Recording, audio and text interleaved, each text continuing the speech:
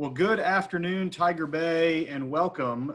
This is our third, I'm Robert Stewart. I'm the president of Tiger Bay for this year, and this is our third remote meeting, our third Zoom meeting, and excited to have all of you with us.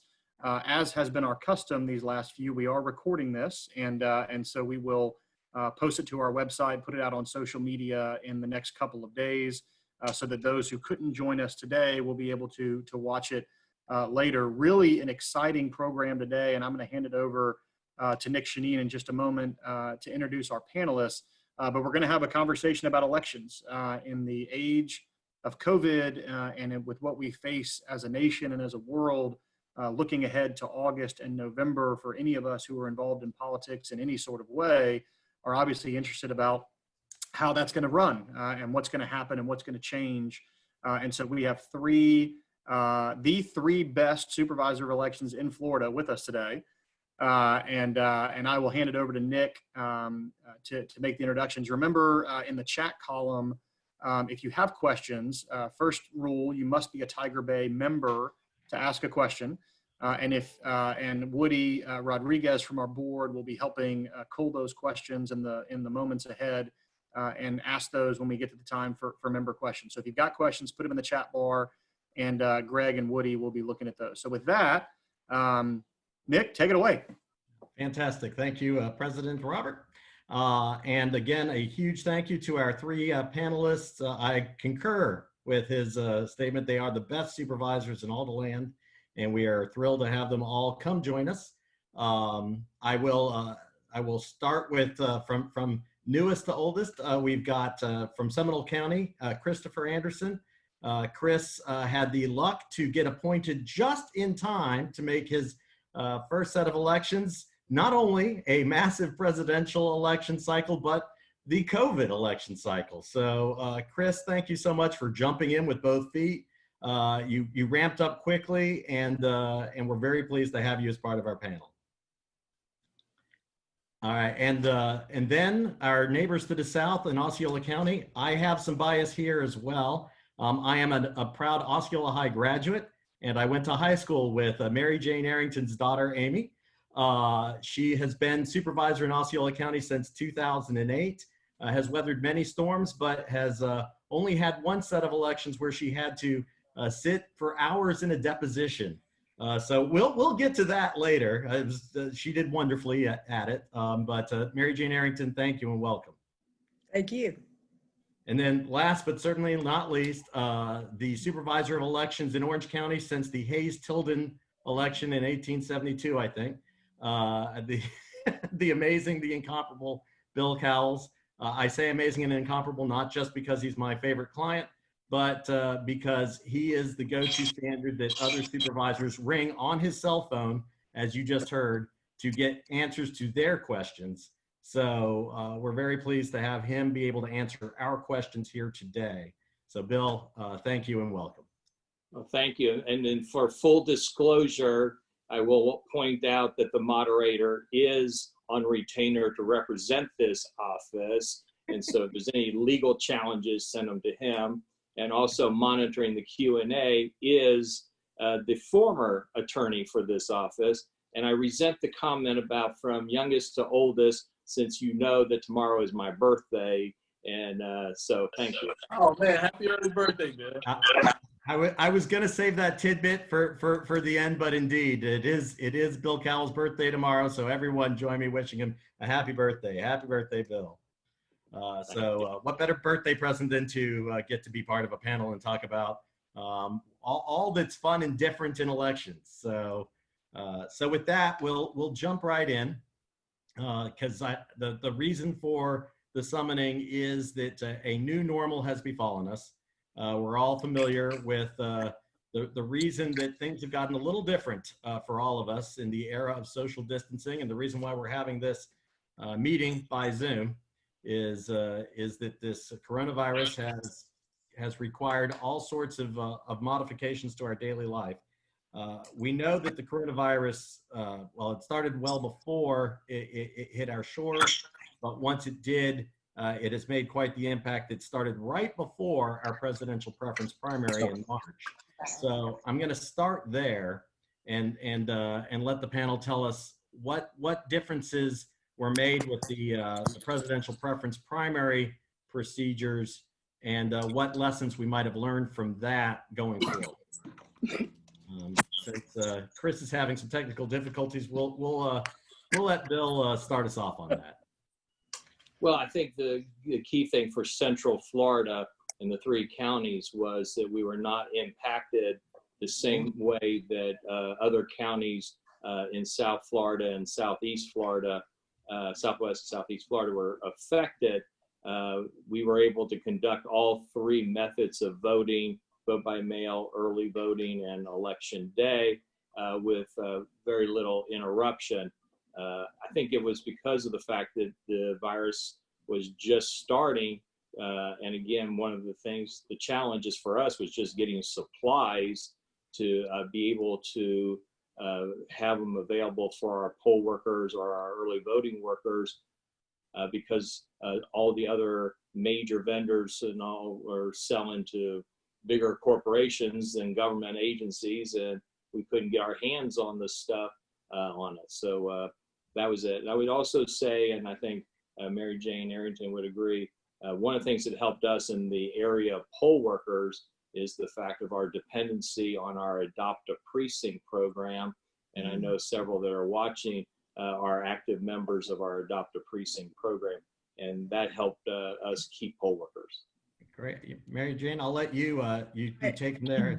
And also tell the audience who might not know about the Adopt a Precinct program, what that is. Basically, our Adopt a Precinct is organizations within the community furnish us the workers, and we pay their organization.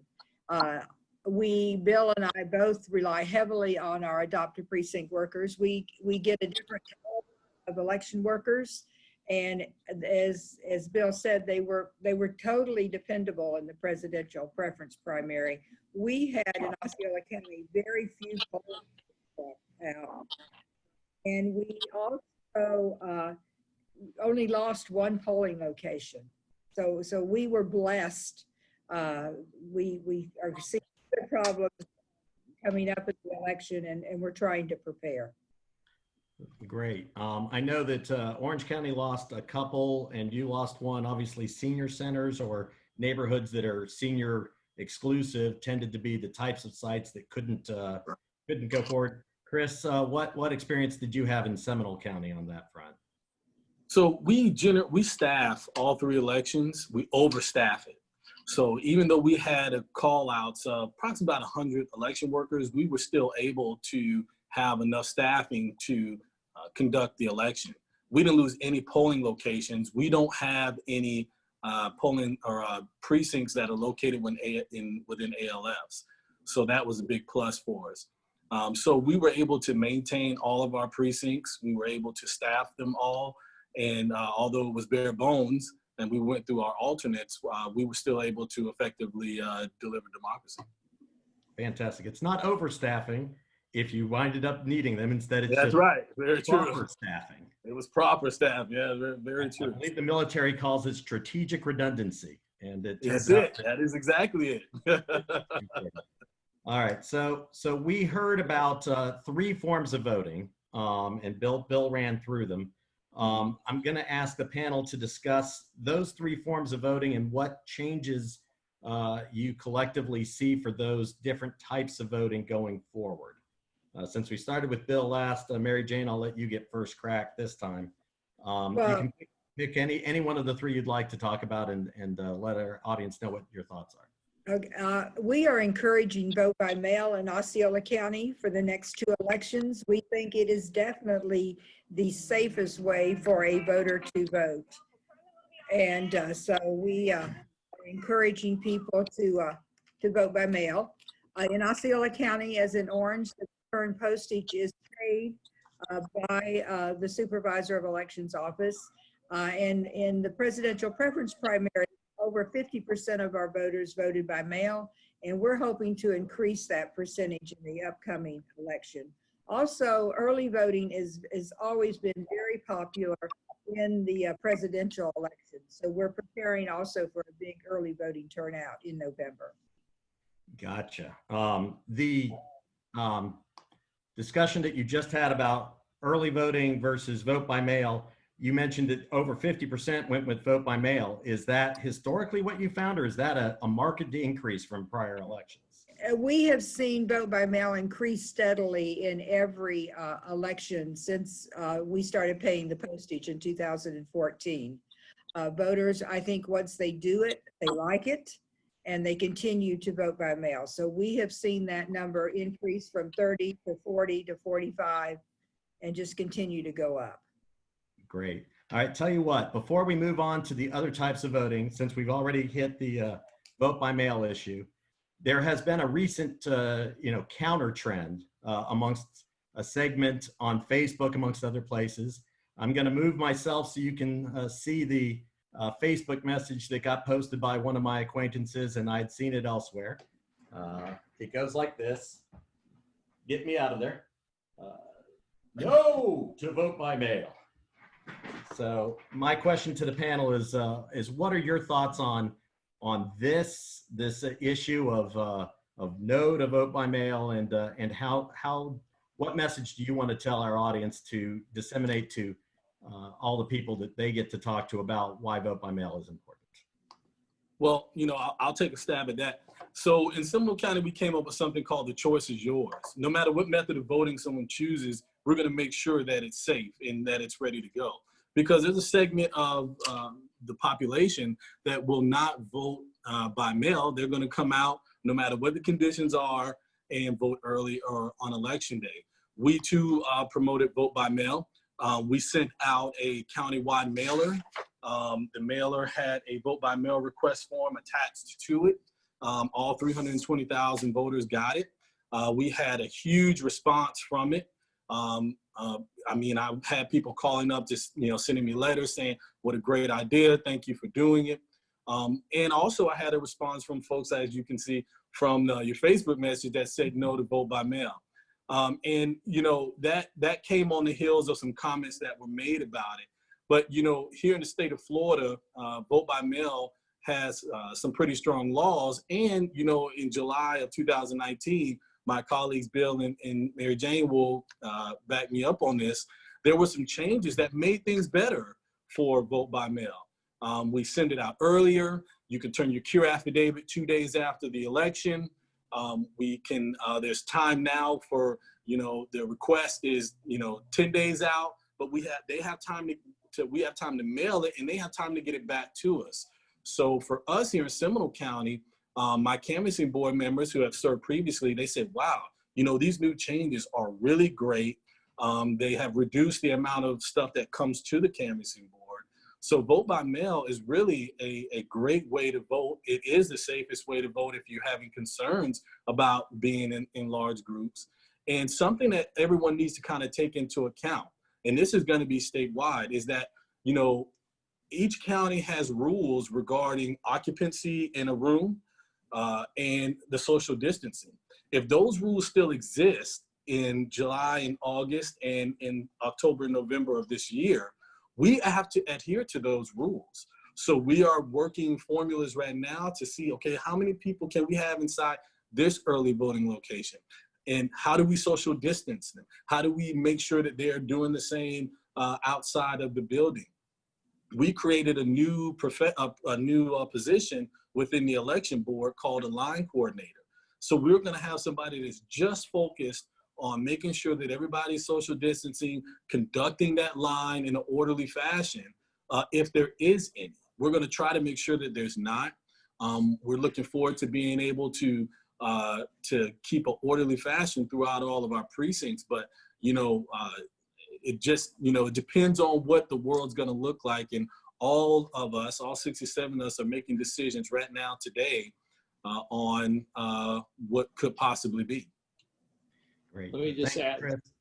Go ahead. Let me just 3 quick points. One, we've heard across the country about states switching to an all-mail ballot election. Florida law does not allow us to do an all-mail ballot election.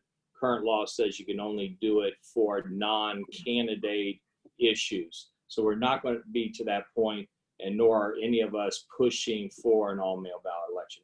The other part, when you talk about the growth, the fact that the numbers that Mary Jane talked about in terms of voter turnout between vote by mail and early voting over election day.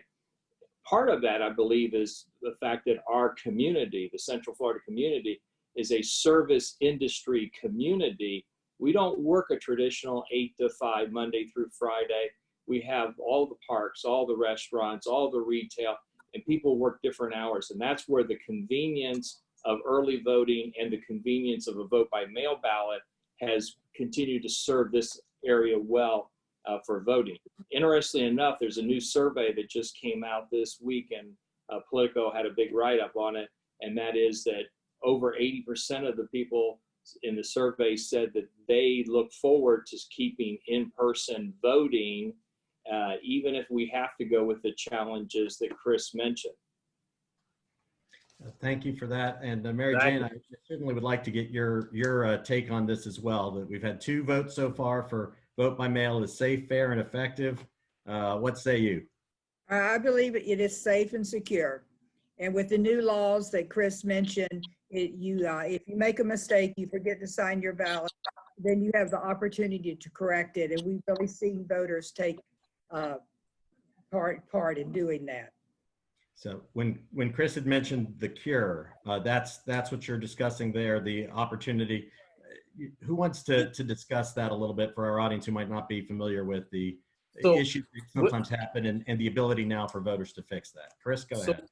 With the cure, you have, a no signature or a signature mismatch issue, and it comes before the canvassing board or prior to that. So we're sending out this form that they can send back to us. Well, what people don't know about the cure affidavit is there's tier 1 and tier 2 identification required to come back to us. So we're getting an ID of some sort that voter's telling us they are who they say they are.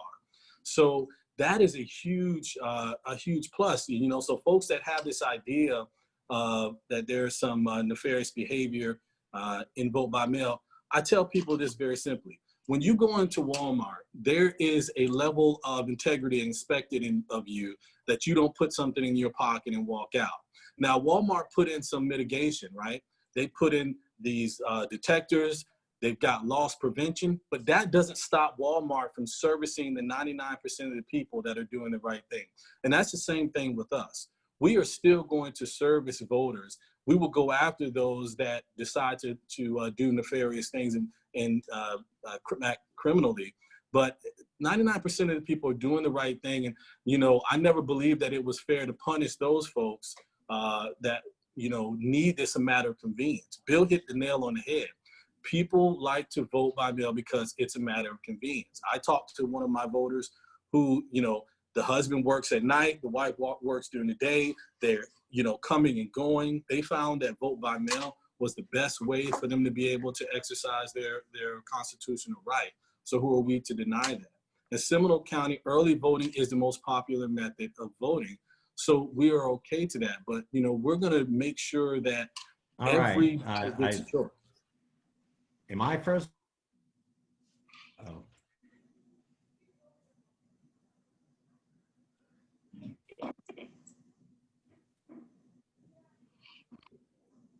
Well, tell you what, if my internet might have just wobbled on me here, if at any point I phase out, the show must go on. Woody, I hereby authorize you to jump in and tag team as moderator from council to former council. All right, he's available, but clearly I'm back in. And let's talk a little bit about what just got mentioned. Chris said that even with as wonderful and safe and he promotes it as vote by mail is, that early voting remains the most popular currently in Seminole County and has clearly been increasing in popularity everywhere in Florida. If someone wants to tell us about the changes in early voting and perhaps the requests that the supervisors have collectively made for further changes in early voting. Mary Jane, you want to take a start at that? Well, we presently can have 14 days of early voting prior to the election. The supervisor of the State Association of Supervisors of Election made a request to Governor DeSantis, I believe on April 6th, to extend early voting up to 21 days, depending on the county. It would be each supervisor's choice is to plan for the days that they need for their county. We still have not heard from that request. So in the presidential election where early voting is very popular, we were hoping to extend the days, but we're getting closer and closer to the drop dead date. And so I don't know if we're going to get our answer to our request one way or the other. And that request, was that some of the supervisors, or was that all of the supervisors? Well, all of us, all 67 of us made the request. Republicans, Democrats, everyone thought this was a good idea. Right, and it's for the individual county to decide. And you mentioned it would be useful to the supervisors to have the flexibility to increase the number of days before the election. How about the day of the election itself and the day preceding it? Would that also be something that you that was also part of the request, is to be able to carry early voting through through election day, having basically larger voting polling locations, so we wouldn't have as many polling locations, especially in counties that are really challenged with losing polling locations. Gotcha. Bill, would you like Chris, go ahead. No, I'll let Bill go ahead. No, I think Mary Jane summed it up. It was April 7th. We sent the letter to the governor. There's been no response, but the letter was outlining options for counties to be able to adjust based on what's happening in their counties. So the extension of early voting, if that's what you need, or you're going to use early voting completely up to election day. But there is some caution that has to be used in the decision making, and that's a lot of with the planning side of it, because many cases, the three of us on this panel, we have districts that cross county lines. And one of the things we got to be sensitive is not to have a lawsuit that in one county they could do something and the other county they can't. So again, a lot of it's going to depend on if we get the flexibility. But at this point, we're all planning as if we're going ahead with three methods, and we put the money in our budget, and we'll be able to adjust if the conditions require. Perfect. And I'm going to take that money in the budget as a segue to another part of that request that you had to the governor, was to please accept the $20 million that had been afforded to the state of Florida by the CARES Act if the state asked for it and agreed to match $1 for every 5 that the federal put in. And the good news is last Friday, the Secretary of State signed the paperwork requesting the money. The key part was the $4 million state match. And what they did is they used the clause of how much we had spent previously on the PPP as a credit towards that. So they have made the request for that money to flow to Florida. But at this point, us supervisors have not yet heard from the state what the guarantee amount will be for each county. We have not heard whether it's a reimbursable or whether we're going to get the money and spend it and report it. And so again, time is getting close to the first election if you're going to make any changes and all that. And if that don't happen, then it refers back to our county budgets, which we had to submit on May 1, in my case, and Orange. And the new fiscal year for the state is July, but the new fiscal year for counties is October 1. So we got competing timelines even to deal with this. It sounds like us small business owners who were very cautiously and carefully watching for the opportunities to apply for that PPP loan and waiting to see if we would actually get in. And so let's be optimists and say that things fall the right way and that 20 million does come in for the CARES Act. What are those funds going to be spent on to improve our elections coming up? Well, I mean, for most of us, we look at this as saying, okay, well, we've got to have certain things. We have to have gloves. We have to have masks, right? So we have to have our hand sanitizer and wipes. What we did is we turned our training room into a precinct because we're walking through the precinct saying, okay, what are we going to have? How is this going to be different in voting?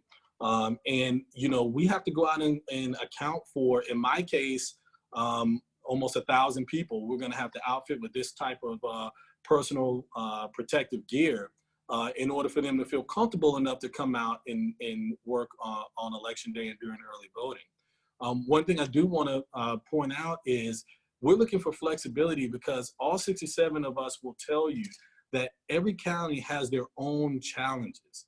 Everything's different. I know sometimes when we all get together, they compare the counties and the things that we do, but we all get to point A to point B a little differently with the same goal in mind. And that's to make sure everyone has an opportunity to make an overall target. But, you know, the expenses as far as overtime, you know, if we have to hire more additional personnel, you know, in the past election, I reached out to my constitutional partners and I asked them to supply us with a group of folks that could help us just with, you know, the counting of vote by mail, answering the phones in the office. So there's a number of different costs. Right now, we're probably at about $18,000 in costs that we did not budget for. So, and I know Bill and Mary Jane can speak to that as well. All of our budgets were affected by these new things that we have to do. All right, who else wants to talk budget here? Well, the budget for the primary, that was the budget that was approved last summer. And of course, COVID wasn't on anyone's radar screen in the summer of 19. And so none of the supplies that we're going to need for the upcoming primary election have been budgeted in any of our 3 budgets. And so it's a real struggle as to how we're going to pay for these things. And this grant money certainly would help.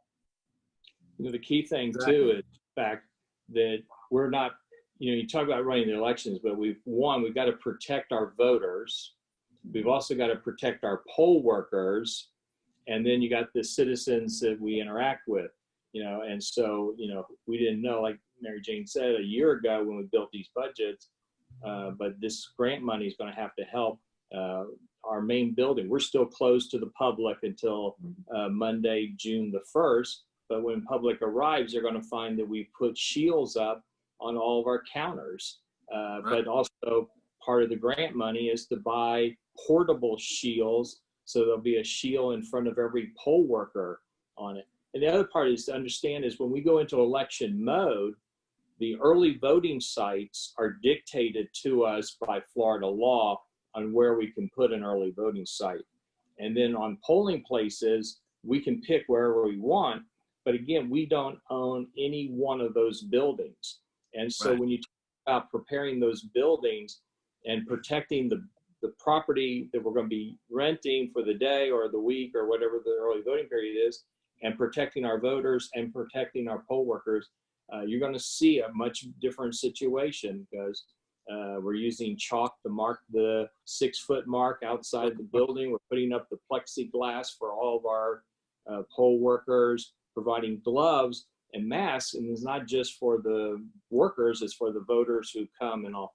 So when you start doing that, and we're competing against everybody else, including the big boys here, Universal, Disney, SeaWorld, and all Legoland for gloves and sanitizer and all that, it's been a challenge to be able to find the materials that we need. Gotcha. So I think the synthesis here is that while democracy is for the free, it doesn't come for free. And to keep us safe, you guys need the money that has now been requested, and you're going to use it wisely in our best interests. So we've gone out and we purchased Q-tips. And with these Q-tips, we put aluminum foil tape around them. Now it's labor intensive, but this is a disposable stylus. So if you put it on the pad, right, Morgan, can you grab the camera and show? I'm going to give you a demonstration. If you put it, I mean, this is how creative we have to become. Chris, he's now MacGyver. Go for it. So she's going to show you the pad here. So this is our e-poll book. And what we're going to do is we're going to cut the sponge in half to save money. And what you have to do is you have to wet the cotton. Okay. And the electricity from your body is transferred to the pad. And that will allow you to sign your name.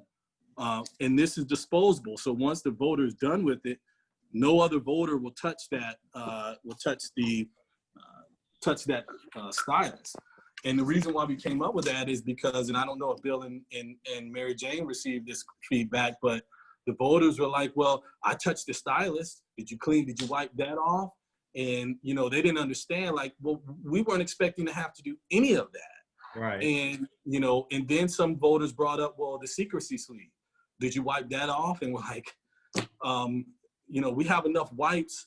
I was buying wipes on the day of election from Publix with my own money to make sure that that the precincts had what they needed. So we came up, we just took an 11 by 17 piece of paper. This is how, and we're just gonna fold it in half, one use, one secrecy sleeve. But that still costs money, and we still have to spend it. And this is how creative we're all having to become in the midst of these times. So I'm a guy. If a bomb needs to be diffused, then all I have is a Q-tip and a pack of chewing gum from Chris Anderson available, because those are some useful tips and frugal advice. Thank you. That's it. All right, so we've talked a good deal about early voting and vote by mail. Election day itself, what are we currently envisioning if we have to conduct these election day activities under COVID style restrictions? Are we looking at public style lines where we have the tape on the floor and designating where voters can stand? How do we space voters in a line at 6 feet each? What challenges do you see and any possible solutions? Well, I think we're all planning to go forward with polling places, but again, I reemphasize, we don't own these facilities. And then the facilities come in all sizes and shapes. And so each one, so you can't have one setup. Each group's going to have to do their own setup. And so it's going to be a little different at each one. But we're going to do all the things that have been talked about to make sure that the voter is safe in that if they choose that method for voting. And as I mentioned earlier, that survey is saying people want to get out and go do it in person. So we may see more of that way than we have in the past. And here's something else that we haven't mentioned. How are we all supposed to, and when I say we, Bill and Mary and I, how are we going to train our election workers if we can't have more than 10 people in the room? So now we all have to come up. So exactly what we're doing right now. Yeah. And that makes all of us uncomfortable, because if you have a new election worker, you need for them to get this hands-on experience with the things that we teach, because they are representing our organizations.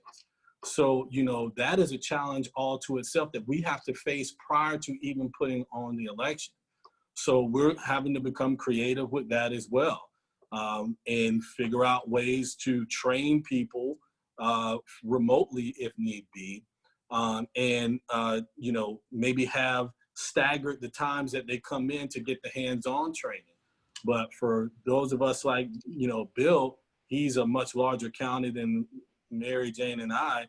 He's got thousands of people that he's got to train. I've got about 1,000, and Mary Jane's probably close to it.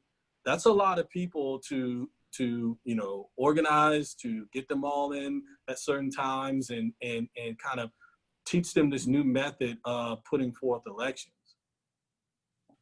Excellent. And we just had our first Zoom poll worker orientation last week. It went well, but again, as Chris said, we like our workers to have hands-on training, and it's going to be a real challenge because we're looking at smaller classes, and that means double the work.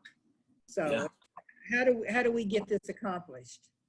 The challenges are there. I think we've all, in all of our professions, found out that Zoom or other platforms like this really are very useful and allow us to do a number of things that I think will probably end after, the new normal has become perhaps the old normal.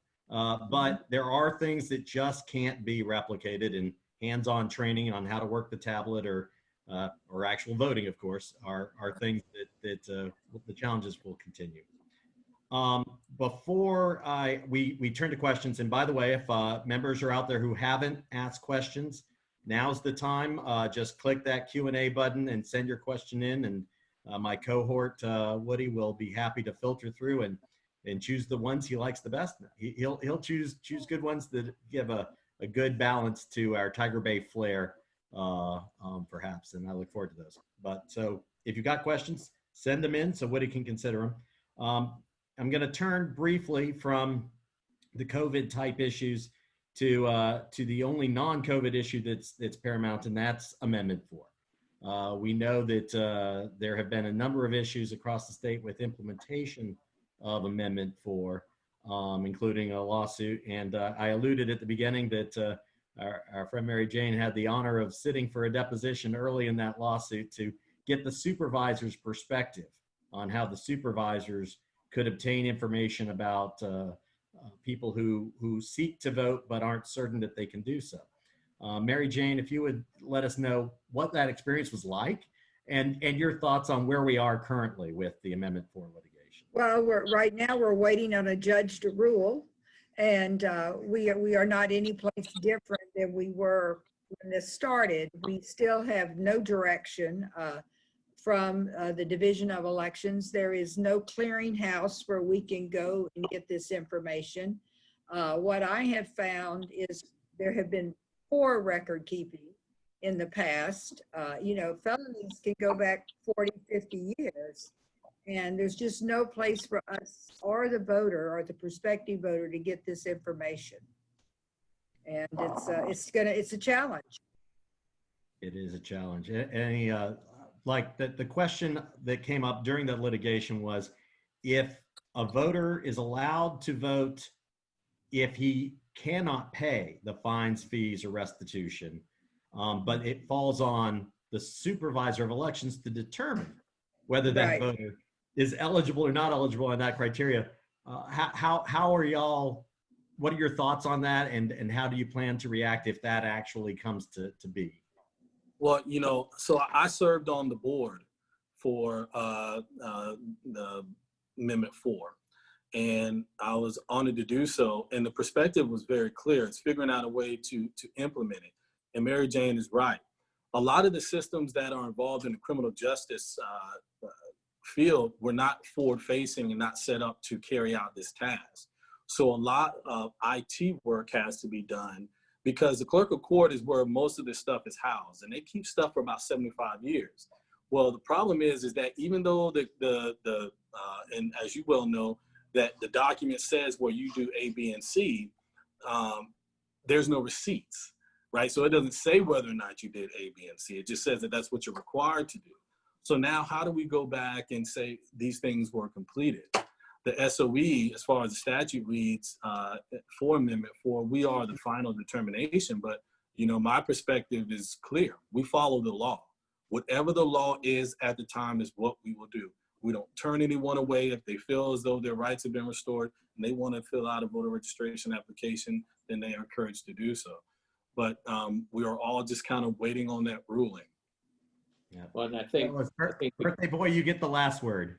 Well, I think very clearly there are two words in the Florida statute, and that is that the Florida Division of Elections is responsible for identifying off of the new registration forms or the voter file any potential felon. Because remember, while we're talking about Amendment 4, there are still new felons coming into the system that are being checked against. So we still are doing a limited amount.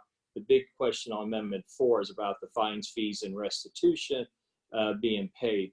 But again, the state is the one responsible for identifying, and they have the databases up to figuring out the money part. And then the statute says we verify, and that key word we verify is not that we go out and verify the amounts and the charges. We verify with the voter that the information we've received is correct. And then I refer to my counsel to say, there's going to be appeals on top of appeals, and we've heard that the state is willing to go all the way to the United States Supreme Court on this issue. And does that mean this will not be resolved in time for the November 3rd, 2020 presidential election? And of course, as an appellate attorney, I'm like, oh no, more appeals. Don't throw me in that briar patch. But yeah, I do bless the legislature. They have ensured perpetual income for all of us attorneys, and they shall continue to do so. I can't thank this panel enough for chiming in and giving us some good understanding of where we currently are in the new normal that is our situation. I've got my evil twin Woody is ready to go. We separated our looks by the glasses, so that's how you know us. So the guy with the glasses has been fielding questions. Look at Bill? the glasses. Look at the glasses on the orange. Oh, there are glasses on the orange, a vote by mail. I love it. Oh, yeah, there are. Yeah, but it's a smart That's one. pretty cool. Yes. Just be ready. Be ready. Be ready. I love it. So, all right. So with that, I thank the panel and I turn it to Mr. Rodriguez to give that Tiger Bay question and answer as he passes the mic virtually from member to member. The floor is yours. So our first question, we had a couple of questions received in advance, and this one comes from the Honorable Geraldine Thompson, one of our members. You've already addressed this some, but perhaps you can expand a little bit more. Her question was, have supervisors received a response from the governor regarding modifications requested in order to prepare for the upcoming elections? But maybe talk about things you don't know that you will get for the upcoming elections. We'll start with Bill. Again, we have not heard from the governor, and on that list were things that the association were looking to the governor to extend some options. There are things that were not in that letter, and particularly we talked about poll workers, and there are some things we've suggested. I've suggested. One is about the use of the National Guard, which we've heard from other states on election day. The other thing is the retired school teacher who can't work because of the Florida retirement system for 1 year, but the governor's already waived that for the medical professions to go back to work. So why not waive it so we can get those retiring teachers this school year to come be poll workers? And lastly, probably the most creative one is why not direct all those who are seeking unemployment to come to us and work as poll workers, but don't allow their pay as poll workers affect their compensation. And the other part I think we need to throw in here is, well, we talked about Amendment 4. There are 2 other statewide lawsuits that are just now beginning, and any court ruling on that can totally change us where we're going and to cost a lot of extra money. I agree with Bill on those points. Making some of those changes would definitely help, and we can even extend that from any FRS worker that I've had folks that have retired from some government offices, other constitutional offices, that because they are within that 1 year, they were looking for something to do and they called me up, and because they were in that 1 year, they couldn't work for us. So I think that is a huge pool of individuals that are willing to come out and help us that we should, if we can get access to, would be great.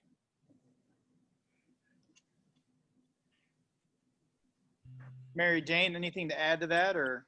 Well, some of the other things we asked for was like where we can put early voting sites is very stringent in the law. We asked for some flexibility there. And so there were just a lot of smaller things in that request that would really help. Okay. Well, our next question comes from a fellow who's very familiar with the canvassing board process, but I think he wanted to throw this out there. This comes from Steve Jewett, the Honorable Steve Jewett, County Court Judge. He asked, what is a canvassing board? Who makes it up, and how important is a good canvassing board? I'll turn it over to Mary Jane to start this question, perhaps. And I noticed that Nick has perhaps an image from a prior election as his Zoom background there, so we won't let that taint your answer. But Mary Jane? I sat on the canvassing board in a different capacity in that year where we had we're looking at those hanging chads. The canvassing board is made up of a county judge, a county commissioner, and the supervisor of elections. Usually, unless the supervisor is on the ballot, and then there is an alternate for that for the supervisor's position. The canvassing board is the group of 3 individuals that looks at questions that arise during the tabulation of the vote, such as a signature that doesn't match or another anomaly that comes up, and they rule as to where that vote is counted or not. Voter intent, maybe just in the recount that we had in the past, the 18 election, what the voter intent was when they marked their ballot. Voters do strange things with their ballots. And so the canvassing board is the 3 that makes those decisions. And a good canvassing board is extremely important. I think you would all agree with that. And then as a follow-up to that, Denise Hammond submits a question. Who determines whether or not the signature on the mail-in ballot is matching? Well, that's obviously the canvassing board. But more importantly, what kind of training do these individuals receive in handwriting analysis and maybe any kind of training? So I'll turn it over to Chris, maybe to start that question in terms of what training Seminole County provides the canvassing board. Well, and that's one thing I didn't mention when we were talking about the new law changes that happened July of last year. That requires all canvassing board members to attend signature training. So all of us and our canvassing board members, October of last year, went through that training, and we had a handwriting expert come in and teach us the 8 identifying marks that's just one of the things I remember from the training. But it was a great training. I thought that it was very useful, and it helped us all afterwards because we had an election in the November just that next month after the training. So it was great. So the voters can take confidence in that the canvassing board members that will be be working this election cycle have all received the same. This was consistent training. It's not like Seminole County did something different than Osceola or Orange. We all sat through the same training in the same room, and it's consistent, which is a good thing. All right, I'm going to turn this question now over to start with Bill, but for any of the panelists, this comes from Greg Eisenberg, our executive director. Could this COVID era provide an opportunity to experiment with perhaps online voting or block voting and maybe some of the challenges there? I don't think so. I think for all of us, if you look to your grandkids, when they become legislators and they can write the laws because they don't know any other way to do things than to do it on their phones and without paper and all. But the current law is very clear. We're still moving ahead with some type of paper ballot as the method for voting. And that voting online has not been one of the options discussed anywhere across the country in this code, except, and there is one exception to it, there is lawsuits. Michigan just got a very big court ruling on it, and that is the voters who are blind, the disability community still wants ability to vote, a vote by mail ballot, totally independent. And the only way that's going to happen is to have some type of form of electronic voting for them. Any other thoughts different than that from the panelists? No? No. So our next question, go ahead, Chris. Paper ballots, you can't hack paper. If all else fails, we still have the paper in place. It's a great check and balance. If you have your tabulators, they print out a receipt. You got 1,000 on the receipt. You should have 1,000 pieces of paper. Your EVID or your e-poll book is also going to have a count. You know, it's just I know that there are other states that have tried the electronic versions, and they're now transitioning back to paper as well. It's just a great check and balance. And, you know, I think you mentioned blockchain, the idea of blockchain voting. So blockchain is going to travel through a series of computers to which you don't know where these computers are. If they're offshore, they aren't. How are you going to recount those issues? You know, as it stands now, we're required to do an audit at the end where we hand count. So there's a great satisfaction in being able to physically put your hands on something and make sure that it's correct. And I think that paper offers that solution. I agree. I think for those of you that are on canvassing boards and experienced after the election down in Sarasota, that was a prompt that changed from online machines to the paper ballots. I think they've covered that in the legislature. This is more COVID related. This is from Khalid Munir. He wants to know, will you be supplying masks to voters waiting at the polling stations? And I'll open it up, either Mary Jane or Chris or Bill. Yes. Ladies first. We will have them available if a voter wants them, mandatory for our workers. Chris? Same here in Seminole County. Mandatory for the workers and if a voter requests one. All right. You're going to encourage them to bring their own mask so that way it'll Right. minimize the impact, right? Yeah. All right. Everything's a cost. And bring your own pen so you can mark your ballot instead of using ours. There you go. Can you bring your own pen? That's a good question, because Yeah. I mean, the fear was the blue ink won't be counted, red ink won't be counted. Do your machines count any color ink? Is that across the board? Yes. Yes. I think Okay. you use the same equipment. Yes, we have the same equipment. Yep. All right.